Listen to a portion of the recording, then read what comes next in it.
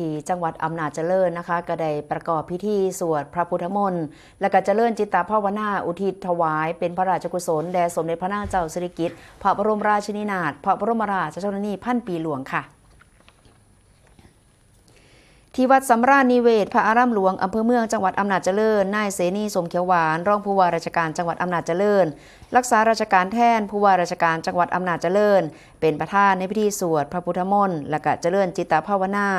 อุทิศถวายเป็นพระราชกุศลแด่สมเด็จพระนางเจ้าสิริกิติ์พระบรมราชินีนาถพระบรมราชชนนีพันปีหลวงโดยมีพระครูถาวรศาสนคุณเจ้าคณะจังหวัดอำนาจเจริญธรรมยุทธเป็นประธานฝ่ายสงฆ์ได้นำพระสงฆ์สมณศักดิ์จำนวน10 รูปสวดพระพุทธมนต์และก็เจริญจิตตภาวนา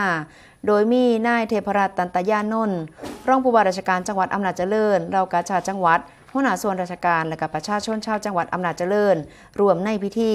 เพื่อแสดงออกถึงความจงรักภักดีและก็น้อมสำนึกในพระมหากรุณาธิคุณอันหาที่สุดมิได้ซึ่งจังหวัดอำนาจเจริญได้กำหนดประกอบพิธีสวดพระพุทธมนต์และก็เจริญจิตตภาวนาอุทิศถวายเป็นพระราชกุศลแด่สมเด็จพระนางเจ้าสิริกิติ์พระบรมราชินีนาถพระบรมราชชนนีพันปีหลวงและก็ในทุกวันสุดท้ายของเดือนก็จะมีการจัดพิธีนั่นเองค่ะ